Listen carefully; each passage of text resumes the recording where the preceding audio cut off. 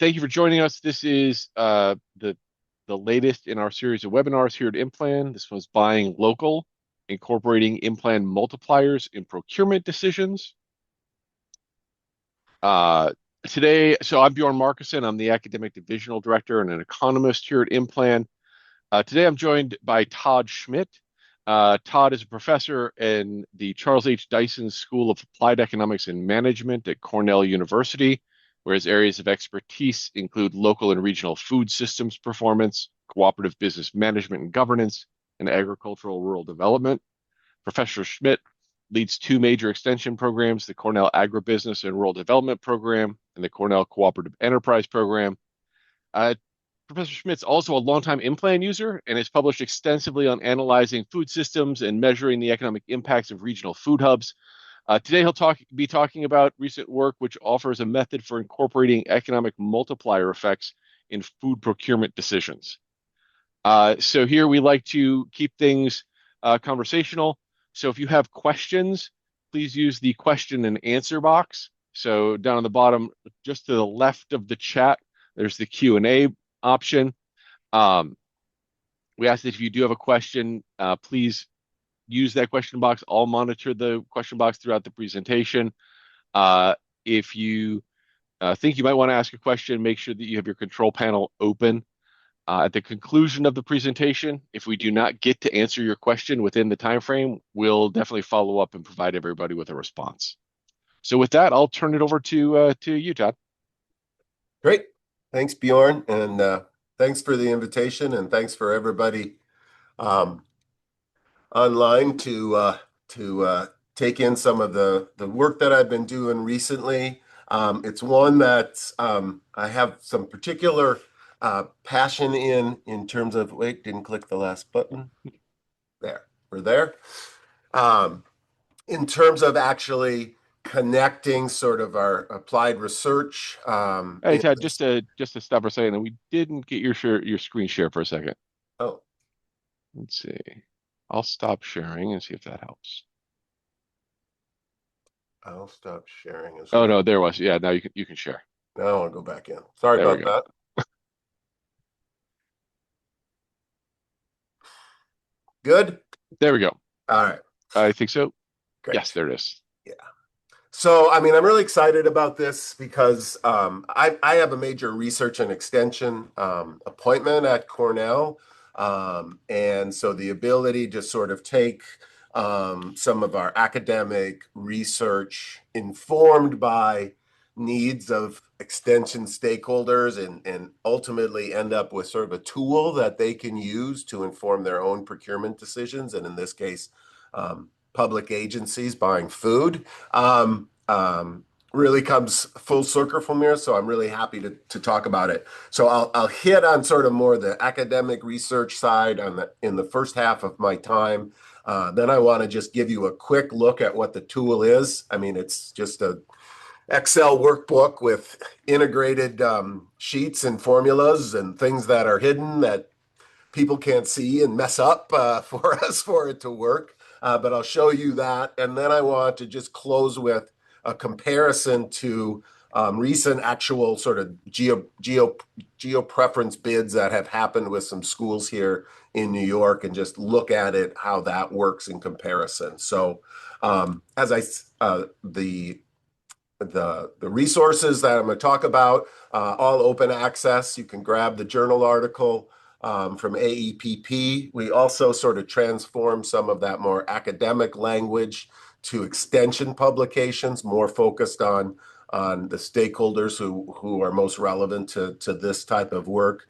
And the tool that I'm going to share is also available, publicly accessed on a box link that you can use to take a look at, to try out, to do whatever you want. And please, if you do, I'd be happy to hear from you in terms of what works, what doesn't work. Are there alternative ways to customize this? I really see this tool as a living document that certainly there's always ways we can do it. To put it in perspective early on, the tool I find is most relevant to the types of bids where you think about you're putting out a public bid, there's a market basket of products. We need X pounds of cantaloupe and X pounds of this, and they're submitting prices on those different products. So there's this market basket of bids. And so I think it, at least based on my comparison and stuff, really fits into what I see a lot of schools doing that are doing some of their own supplemental bidding beyond what sort of is available on state contracts and stuff at that level. So as I said, I've been moving into this public procurement space for the last few years and overlapping with my interest in promoting the development of localized food systems. And we're really seeing a lot of effort in this area. Some sort of, privately initiated with goals to, support producers and community development and food security issues, but also others that are a result of public policies or programs implemented. And I'm going to give those examples from the state that really motivated this research. And when I talk about sort of the scale of public procurement in the context of local food production, New York State's public agencies purchase over $1 billion of food every year, right? So we're not talking about a little bit of food. Now, there's some of that food that is not in play, if you will, right? We're never going to grow oranges in New York, or at least I hope we never have a place where we're growing oranges in New York. But there is a substantial amount that is produced in New York, and some parts of another project that I'm working on now is to actually look at what do we have that we are growing and not seeing in these public procurement spaces where there may be opportunities for growth in supporting those sectors. My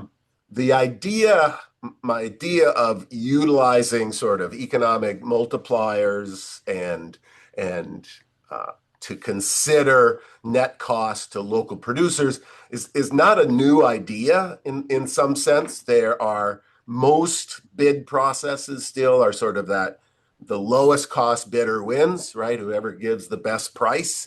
But there are things called requests for proposals. This is New York language that do it based on best value, right? For years, in terms of supporting the growth of minority and women-owned businesses, right? They would get extra points, if you will, on their bids to support those types of organizations, as well as geographic preferences, which is what hits squarely in the work that I'm proposing today.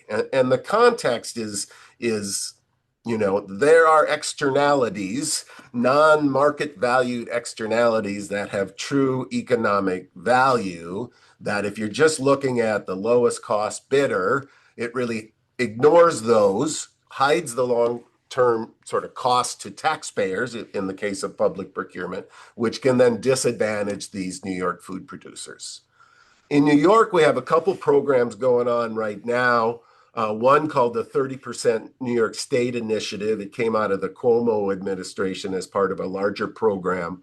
And what that does is it's a program for school districts, or technically school food authorities, where if they buy at least 30% of their lunch food cost on qualifying New York State products, then they get extra reimbursement from the state for each meal that they served. And it is not a modest increase in that reimbursement rate. Okay. The next governor, Governor Hochul, liked that idea so much, she thought that should be in a context of economic development of our farm and food sectors, should be a mandate for all other public agencies in the state. Not a kickback of extra reimbursements, but just the fact that there is a mandate by the end of 2027 that all food expenditures by other public agencies need to hit this 30% target. And indeed, the nature of executive orders, right, there's workings afoot to try to pass legislation in Albany to essentially codify that executive order into state finance law. So let me tell you, I think it's helpful to talk about what they call local food products and then how they're administered. And so to give me more voice to say where I think we can do a lot better. For a local food product in New York State under the 30% initiative, this is an item, if you think raw product from farms, right, it has to be grown, harvested, or produced in New York. But if it's a processed food product, at least 51% of those raw ingredients have to be grown, harvested, or produced in New York. Okay. It makes sense, right? You try to think about practicality and implementation and things. We don't want to call it a New York food product unless there's at least half of the ingredients from New York. And those processed food products can be made in New York or outside New York. I like to use the example of beef from New York farms going to a processor in Pennsylvania to make hot dogs. If half of that beef is from New York farms, that qualifies. And no distinction or additional value, if you will, whether it is processed in New York or not. And all us IMPLAN aficionados know that, well, there is impact associated with the processor's margin if it happens in New York. The tool, the model, and the tool that I developed incorporates that explicitly. The governor's executive order is, of course, different because it's government and it's the state of New York. It's essentially the same as far as raw and process requirements on raw ingredients, but the products for processed products, they have to be processed in the state of New York. Okay.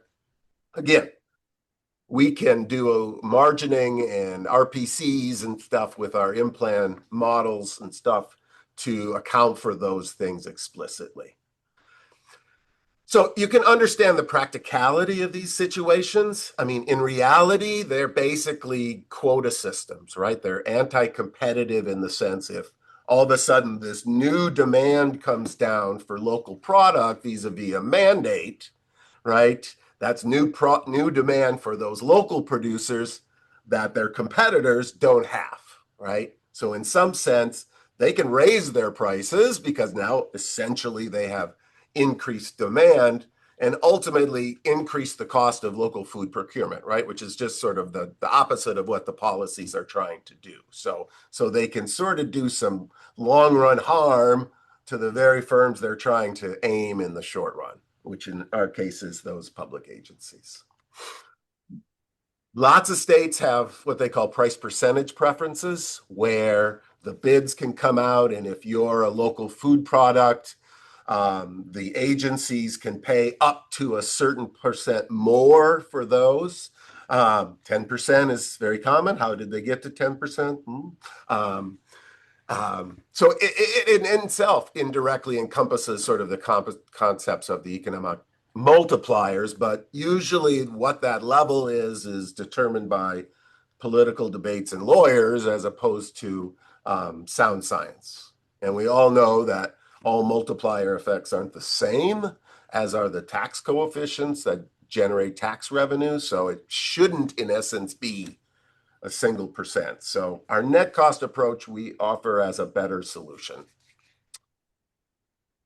to achieve these sort of similar outcomes. And in doing so, we explicitly consider the multiplier effects. And if you think about the procurement of a local food product relative to a non-local food product, those backwards linkages in local economies support increased economic activity.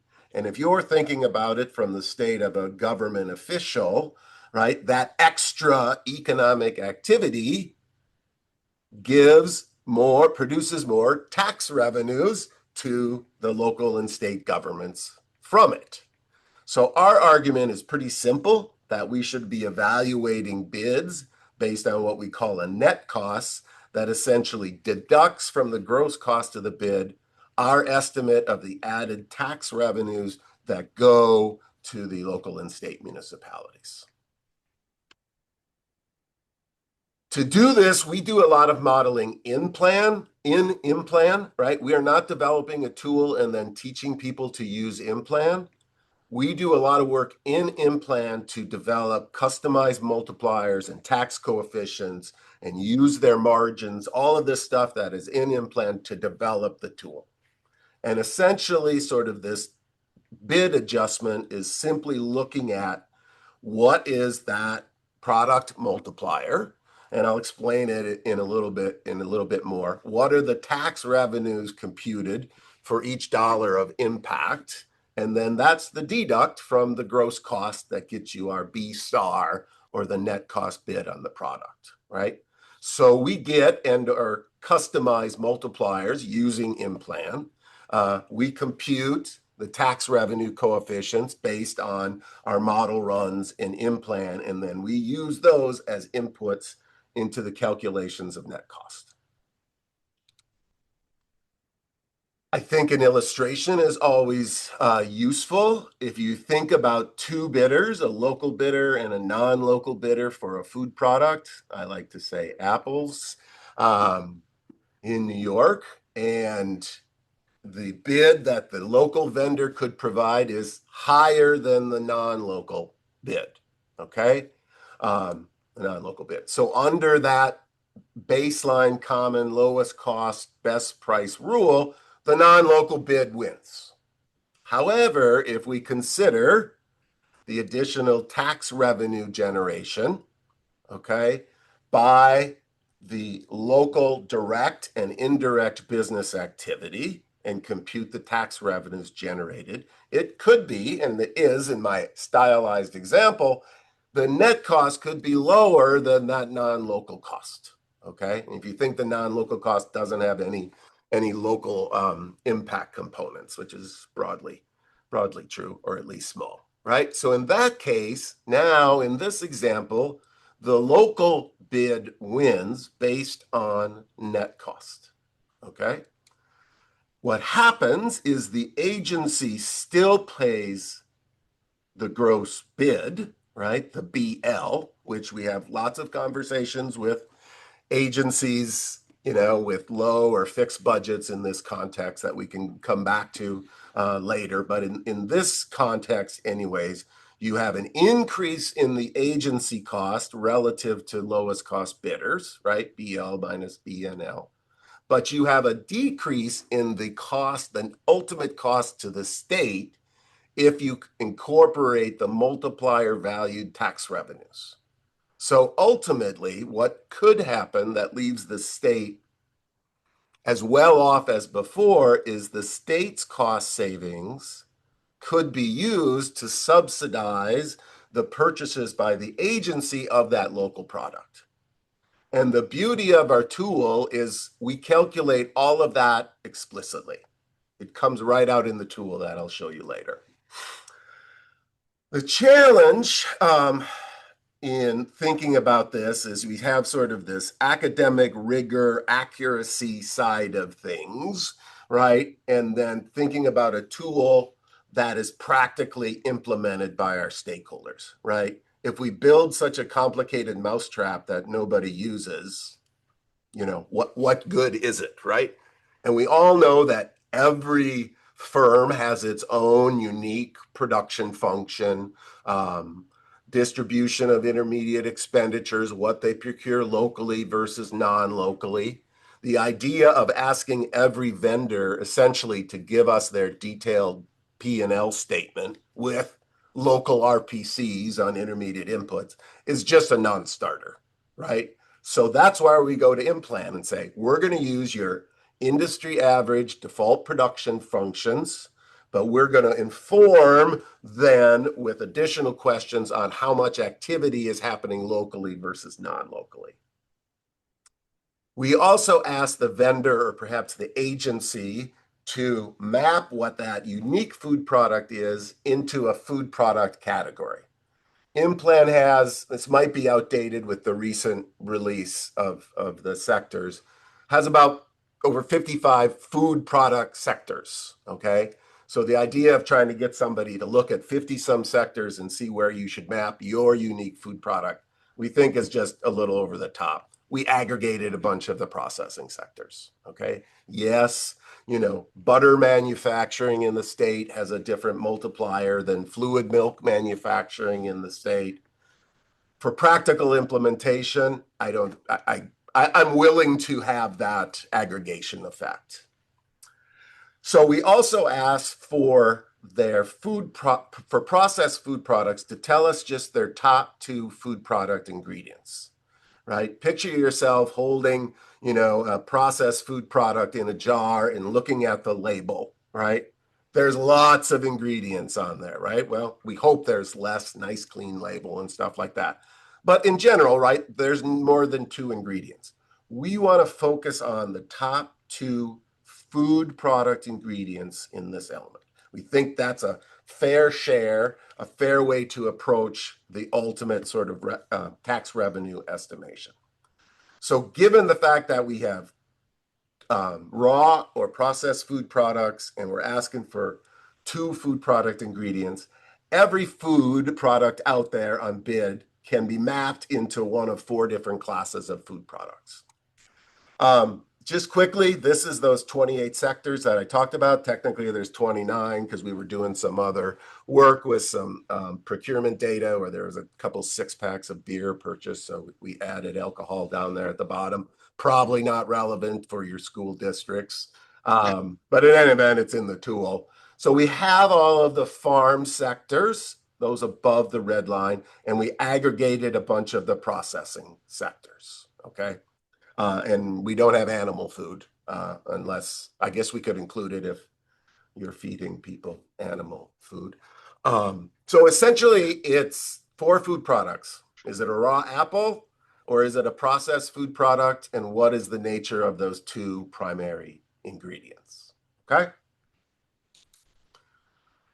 The vendor or the agency asks, if you will, is, again, we want to say that specific jar of applesauce needs to get mapped into one of those 28 sectors, right? And it's processed, so it's everybody below the red line. And we want to know what % of that applesauce was made in New York, right? So we're the RPC, if you will, in IMPLAN language, okay? If it's processed product, we ask for what are the top 2 ingredients. And note, those ingredients could be raw or processed. My applesauce, right? You could say apples raw, high fructose corn syrup processed, okay? We don't ask them to go down and tell us how much corn in New York went into that corn syrup.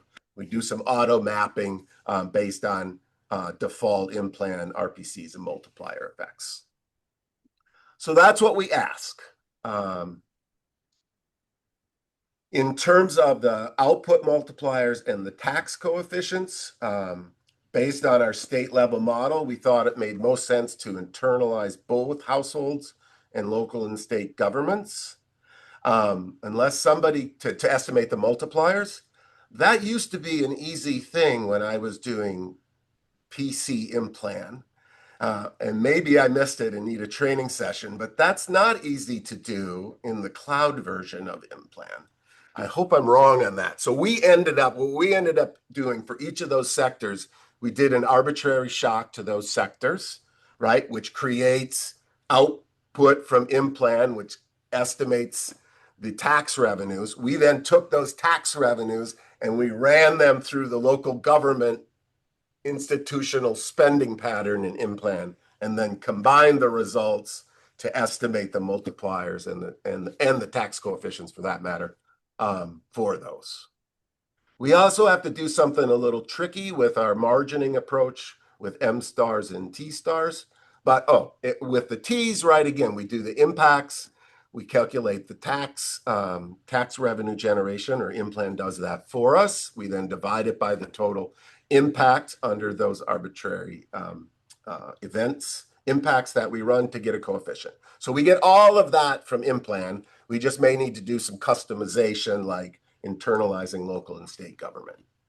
So to try to just take a breath, we have multiple, what I call margining, maybe it's not technically margining, think disaggregation anyways, along this process, because we want to margin every food product back to its raw ingredients at the farm level, right? Which is totally consistent with those formulas that we saw earlier in rules that we saw earlier in New York State. And we also need to break out B, the production function, into its gross absorption value and value added, or total absorption value. I forget which one of those it is, but you know what I mean. The intermediate input expenditures plus value added. Since we're margining products, food down to the raw ingredients, we separate out the non-food intermediate inputs from the food intermediate inputs. Okay? And remember, these are average production functions from IMPLAN. So when I go and look at applesauce, for example, and apply it to fruit and vegetable manufacturing sector, that's not applesauce manufacturing, right? That's applesauce manufacturing plus, corn and fruit juices and all that sort of stuff, right? So what we end up doing, because it's right available in IMPLAN, is we take all of those inputs that are related to food and put them into FPI. And all of the inputs that are related to non-food, like services, packaging, that goes into the non-food portion of that. So we need to break that out. And also we need to recognize who's bidding on these products, right? It may be a producer bidding on these products, but it may be a wholesaler. And a lot of times it could well be a wholesaler. So if it's wholesaler, us IMPLAN aficionados, right, we need to margin that bid between the wholesale, transport, and producer components. The margins you get directly from IMPLAN. I think you just download a spreadsheet from their website, I think. So if we think about raw food products, we're basically here, which should look similar to that first formula, but all we've added here is this RPCI, okay? So if this was a bid for apples, okay, the gross bid for apples is BI. We ask the bidder, how much of those apples are you delivering to my school district over the next year that are going to be New York apples, right? New York grown apples.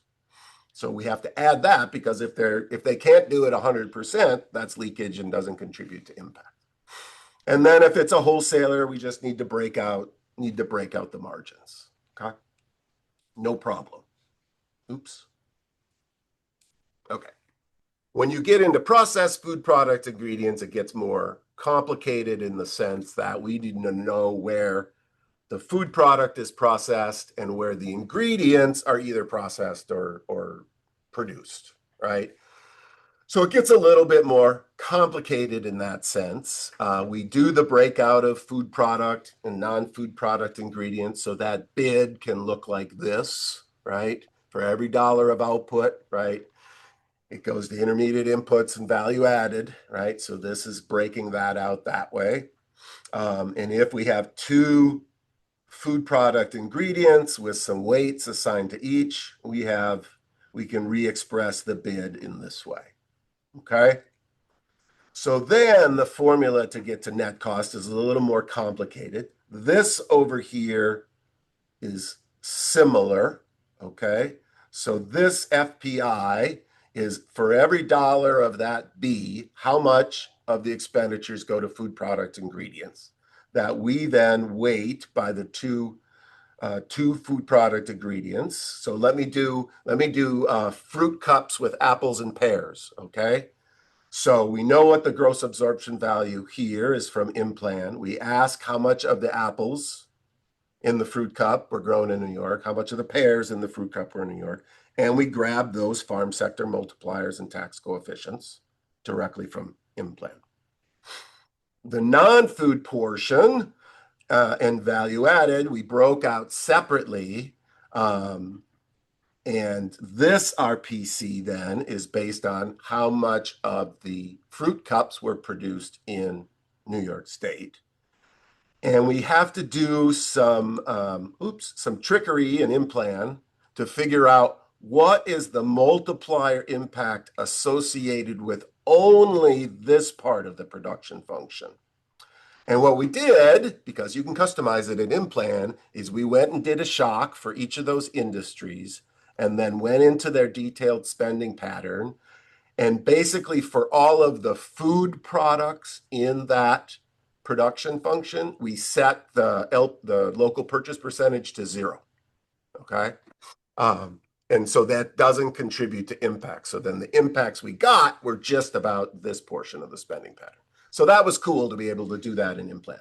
You used to be able to do that with the PC version, but 60% of the time it crashed when you did that. But anyways, okay. So we get all of this stuff from IMPLAN. I'm not going to go through it, right? So here's the total absorption value for our 14P. 87 cents of every dollar of output of this product goes for intermediate inputs, 13% or 13 cents for value added. We can go into IMPLAN and break out that 87 into 54 and 33, then combine the 33 with the 13 to get the 46. And those are all the coefficients that go into our calculations. And obviously they vary, right? They vary across different products, as you see here. But this is all just a download and a calculation from IMPLAN, right? This is easy peasy. So what we end up with is our customized multipliers and tax coefficients that we need, for the formulas. The M stars and the T stars that we ran models in IMPLAN to get. I show the household. This is just the household with only households internalized, so you can see how they increase there. But this we did and customized with IMPLAN, computed these within IMPLAN doing our runs. Obviously, it gets more complicated if the product ingredients are also processed. So now this is my applesauce example with apples that are raw and high fructose corn syrup that is processed. So these different, so we still do the breakouts, but now we need to do the breakout for the high fructose corn syrup like we did for the applesauce, okay? So it gets more complicated. I won't go into all the details, but I'm just sort of highlighting this RPC is how much of the applesauce is made in New York. This RPC is how much of the apples were grown in New York. This RPC is how much of the high fructose corn syrup was grown in New York, okay? We could make it even more fine-tuned by assumption in this model. The percentage of high fructose corn syrup that's made in New York is, we set that as also being how much of the corn in the high fructose corn syrup was made in New York. We don't have to do that, but when we get down here to a second level of disaggregation, I don't think it really moves the numbers very much. You could do it, right? Because we could then use IMPLAN's RPC for corn in New York. Okay, so I want to show you the tool. It's pretty straightforward. Our envision of this is that this would be used by the agency. So think the school district. So they would develop a bid for products, and the bidders would have to provide information based on what we had of those vendor asks, okay? And that the agency would then plug the numbers into the tool. We were playing with, can the vendor plug numbers into a tool? And that just got, I don't think it was practical to do that. So it's currently set up that you can evaluate 10 different bidders with 10 products per bid. We give you instructions to add more products if you want. If you want to add more bidders, it's a little more complicated in adding those rows in Excel. So you just ask me and then I'll do it and I send it right back to you. And my student gave me rules on how exactly to do that. So there are bids where they're given out on multiple products, but they award the bids on individual products. Sounds like a nightmare to me, but I know it happens. So in that case, you could just have a file, have the model for each one of the products and do it that way. If it's based on all products, you only need one version of the tool. Okay. Do we want to see the tool? Well, it sounds off because I was expecting a lot of applause there. So, all right, let me show you. Just kidding. Trying to add some laughter. Here's the tool. Like I said, it's just an Excel workbook. Oh, there we go. Thank you. Oh, yay. So it's just some citations, but the first sheet goes through a whole set of instructions. What do you do first? What do you do second? And again, the instructions are set up in our thought process as that agency person that's inputting the numbers to calculate, okay? Which I think is fair. The net cost, so the guts of it is here. It's just an Excel spreadsheet. And I'm showing you a simple example of two bidders that are producers of cheese, okay? And there's a bid out there for 1,000 pounds of cheddar cheese and then 2,000 pounds of Colby cheese, my two favorite cheeses. And the quantities in the bid that they want, the bidder has to give the price, right? Plus the answers to those other questions, which we'll get to. So here's this producer, $10 for the cheddar, $12 for the Colby.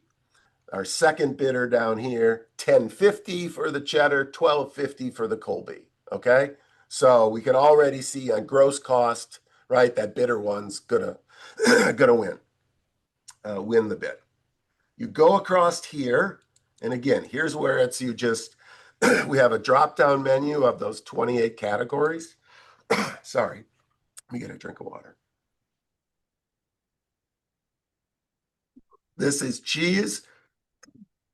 This is cheese, so it fits under processed dairy products, simple.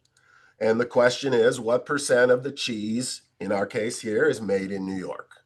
So you can see it's not made in New York. Wisconsin is the cheese capital of the world, so I'll assume it came from Wisconsin. I'm from Wisconsin. Here's a question here. In this case, I'm just doing producers, but you can add, this is a question of if you're a wholesaler doing this bidding, are you a local wholesaler or not? Or how much is going to be provided by local wholesalers versus not? That's the margining component. And in fact, we normalize. The transport margin is small. Most of the wholesalers already do that. So we just normalize between producers and wholesalers. The next question gets into the ingredients, right? So what's the first ingredient? It's cheese. So it's milk from farms. Again, it's just a drop-down thing. I could literally call it something else, and the multiplier effects will vary. But let's not do that for this case. Now, I shouldn't have done that. Milk from farms. And then an aggregated category for like spices and stuff. So I don't know, salt, rennet. What do you need to make cheese? And in this case, also none of the milk or any of the spices were produced in New York State. So RPCs are all zero. So there is no change in cost between gross cost and net cost. Okay, $34,000 bid. Now you go down to the next bidder, same thing, same processed food products, right? So in some cases, these can be pre-assigned by the agency, right? You wouldn't necessarily even need to ask that question. And here it's a New York producer, okay? So this must be Great Lakes Cheese in New York State, making these great cheeses. The milk is all from New York State, from all our cows. Oh, I had this before. I wanted to change it to zero. Sorry, I was playing with it. But none of the spices, salt or whatever, are, right? And here, if you do that, you see just about a 6% credit to your net cost, right? So then we have this cute little tab here for winner. And so it shows you, based on all the information there, it says who won. And it's a formula that the student did based on gross cost, which we already knew, but based on net cost, because their gross cost was 35 and their net cost was 33,381. So the second bidder wins in this case. And we literally compute what the savings are to the state of New York relative to the lowest cost bid, and what the cost change is to the agency. So just like I showed you before in my stylized example, it's going to cost the agency $1,500 more. Maybe they're planning for it. Maybe they were allowing for that to happen. But in this case, technically, the state could give that agency $619 to help with that cost and be just as well off as they were before with just a gross cost rule. So that gets into politics, but I'm just saying it's all computed within the tool, and I think worthy of discussion. The last sheet is just a reference sheet where we've put some example products and where you would map them and things like that. So that's the tool. Obviously, if all of a sudden this guy got 20, that doesn't matter. Got a little bit more local here, you automatically see that the cost change to the state actually went up, okay? As it should be. So that's the tool. And so then I'm going to skip out of that. I can come back to it later if you'd like. That's the tool. So now we're in the case of working with agencies to implement the tool. You might think that there could be hesitation by agencies to change what they have always done, and there is. So we're going, slow and steady. We actually are in conversations with a couple different school districts or school food authorities now. We actually have a grant out to implement the tool with some other authorities down in Long Island. But we're really excited about that.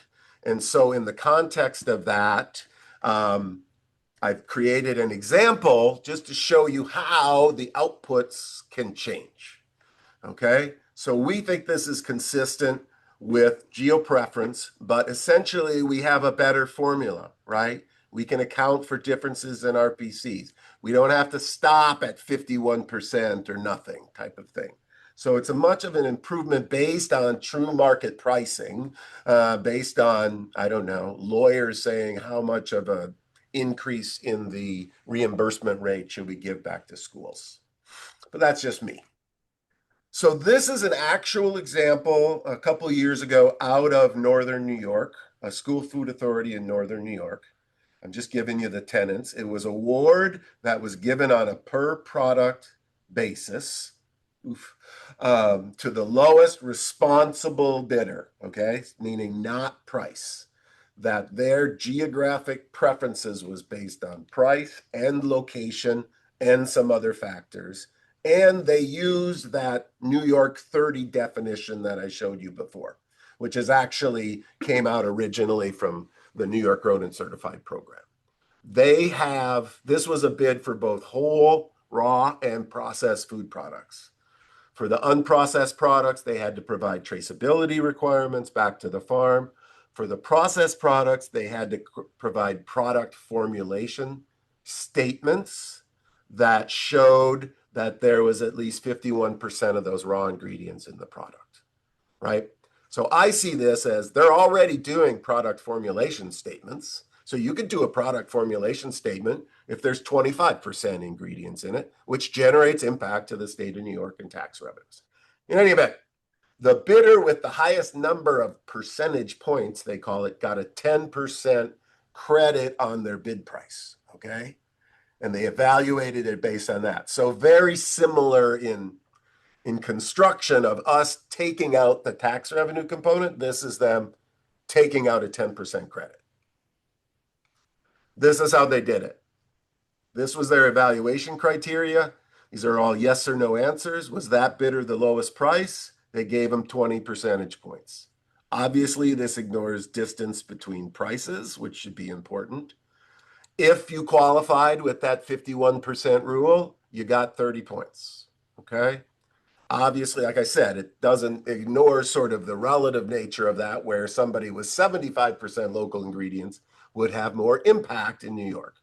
Were you a bidder in New York State? Obviously, we include that in our formula, but it could be, it ignores the type of bidder where you should do things differently if it's a wholesaler versus a producer. And then they had some, and so all of these, right, are explicitly computed within the tool. We don't have to say 20 points, like, why is it 20 points per price instead of 40 points per price, right? We can compute this based on true economic values.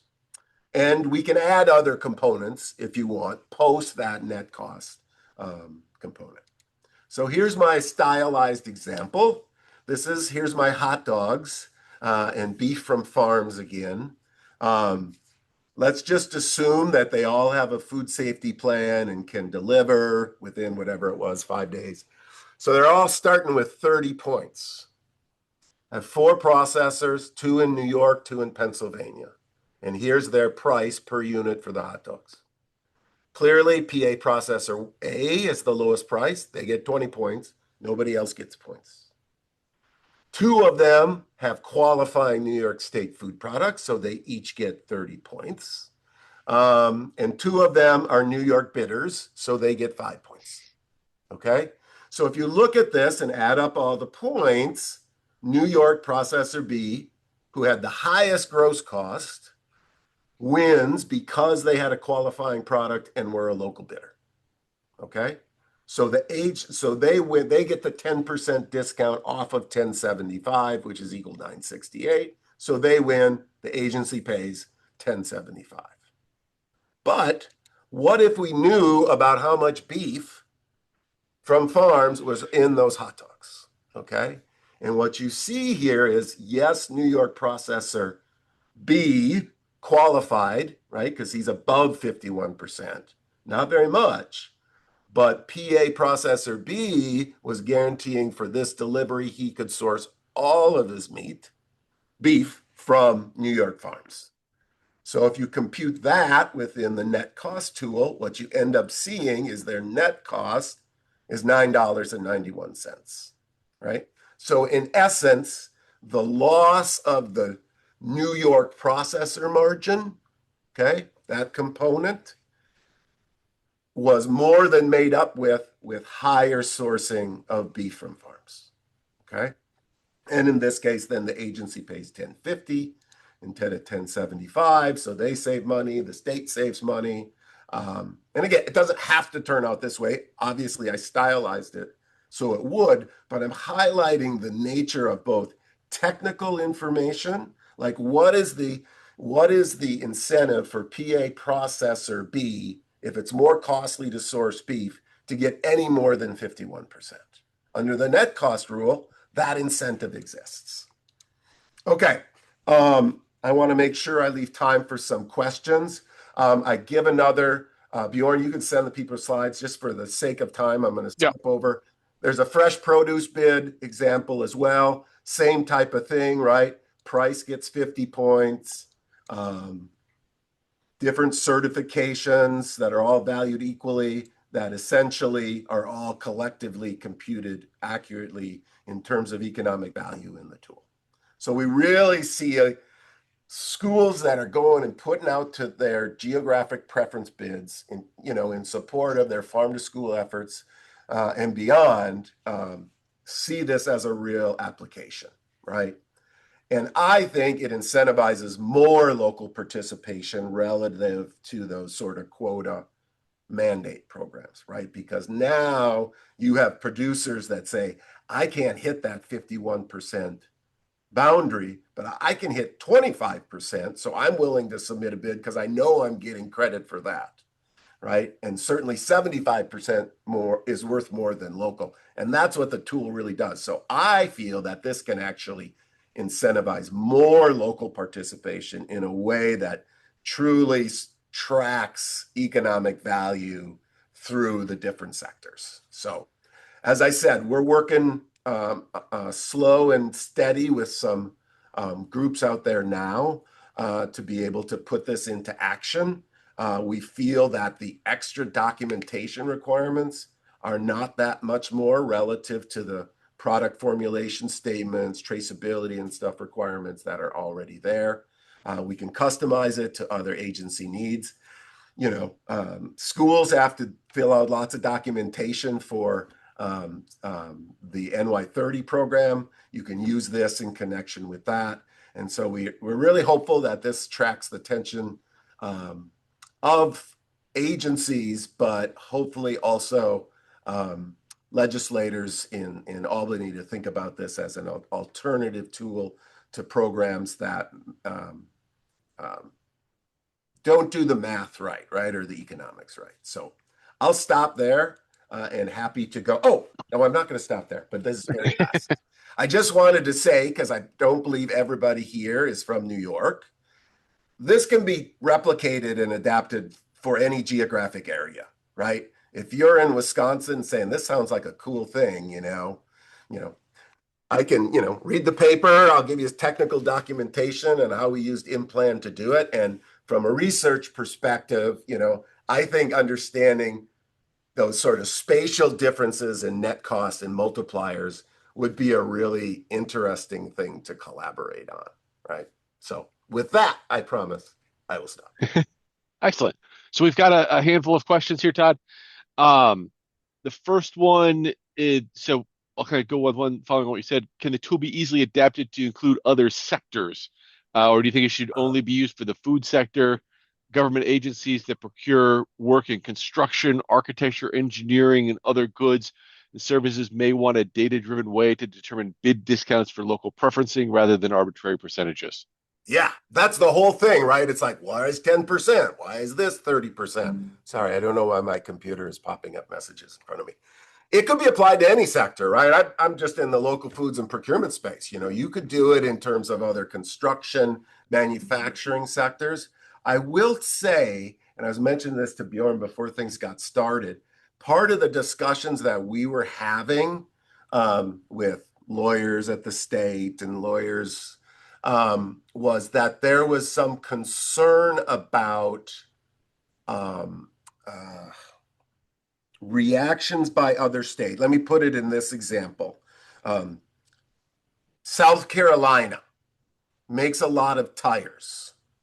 Okay. So New York's putting out a bid for tires and they're giving local preferences. Say they're using the net cost tool or just a 10% discount, whatever.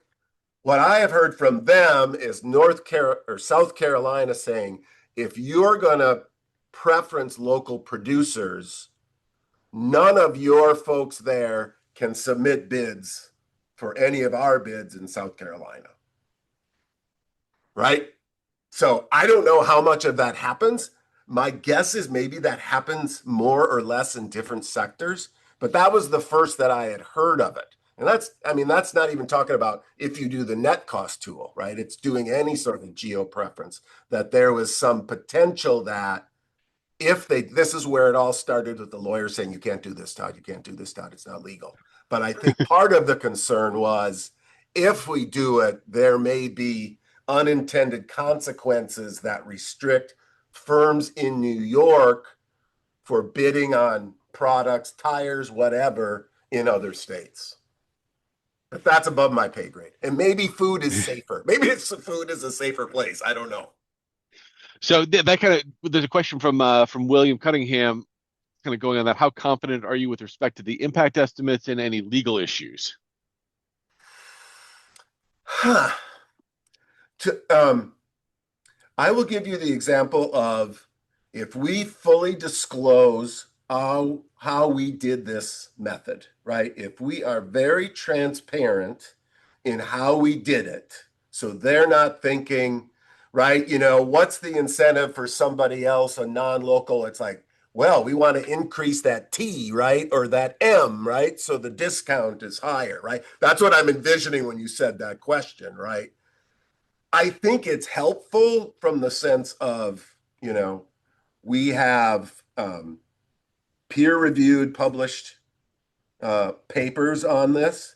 And I think more than anything, being very transparent in how we did these computations and the different steps in the computations would be sufficiently adequate. Maybe I'm optimistic in that. But I like to say, has there been similar sort of legal fights of the 10% price preference rule, right? Okay, it was informed from somewhere. I won't say it just was picked out of thin air. And technically speaking, 10% is a pretty decent number for multipliers of around 2 and tax coefficients of around 0.05. But I could see that happening, but I don't know if that would happen any differently than based on challenges for pre-existing geographic preference rules. I don't see any additional, right, concerns there. Todd, there's been a number of folks that are asking for links to the paper and documentation as well, and the tool access to the tool. So if you want to, let's see, show that slide while we're answering the rest of these questions, that would help with that. It's my first QR code that I ever made, so I'm feeling really proud. I hope it works for you. And maybe can I just copy these other things I'll just leave this up. Oh, I'm not sharing. I can see it. I can see it. If I give you the slides, you're welcome to distribute them as well. All right, perfect. That's possible. We'll follow up with folks with that. Attendees. So, another question, is the state considering some percentage reimbursement for local purchasing other EO32 using this tool? How could we advocate for that if it's not in their current plan? Asks Chris Hartman. Yeah, that is a great question, Chris. Good to hear from you again. This started with exploring this with folks in Albany, with, I don't know if I should say their name or not, but high ups, not elected officials. But we had discussions, with the ag commissioner and folks in the governor's office, and that were very positive. And that was pre having all of this stuff ready. And my thought was, okay, now we're at a place where we have the tool developed. It's been vetted with peer review. What I would like to do is do some actual real implementation. And if we can do that and then bring that component back to Kevin and the other factor and other folks that I've talked to, then maybe that's the way to move the needle, right? And again, a lot of this is like, well, this sounds complicated, so that's why we made a simple tool. The M's and T's change over time, but as long as IMPLAN sticks around and I can find the money for my license, it's not that hard to update it, every few years type of thing. But I thought Todd going and saying, I built a better mousetrap, maybe don't do the EO32, but implement a program like this that actually documents your tax. Todd saying that to the public officials, I'm just an academic, blah, blah, blah.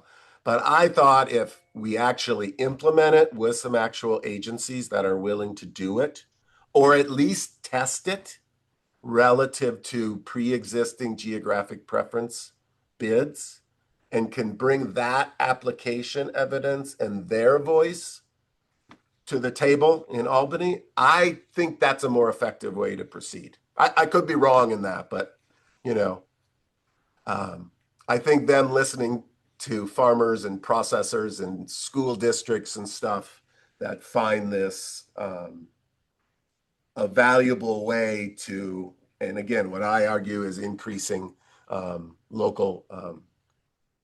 increasing incentives for local procurement.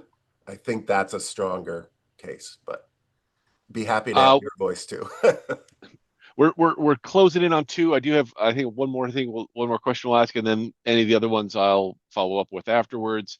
Dana Coquette, if a vendor is trying to break into an institution that has minimal experience buying local, i.e. a local jail, it seems like it would really be beneficial for the vendor to be the one completing the analysis so they can offer a helpful explanation to the procurement team who may only care about the cheapest bid. Do you have examples of vendor-led analysis? Yeah, so we bounce back and forth. I appreciate that question a lot because, we bounce back and forth saying, should this be a vendor-led thing that they can then go to the agency to support? I think it can work both ways. Actually, I'd love to have some vendors, use the tool, right? Even if it's not part of their formal bidding, but to provide that extra documentation. I was just really focused on the opportunity because we got so much purely understood like this is going to increase the cost of my budget, right? Um, I was really focused on identifying those potential subsidies, but I'd love, actually, maybe that's even adding to Chris's question as a way to have vendors, right, producers or food distributors be part of um, working with us on implementing it, and then another key stakeholder to get to the state with it. I think it's a great question. Excellent. Well, thank you, Todd. Appreciate your time today, and everybody that attended. Appreciate your time and attention as well. Hey, We'll follow up. Bjorn, Oh, can I yeah, say just one thing? please do. Soon as this is over, I'm going to take that slide deck and I'm going to put it in that public box folder where the tool is. Okay, And then it's perfect. already there. So, Excellent. Thank you. all right. Thanks, everybody. Thanks, Appreciate your time. everybody.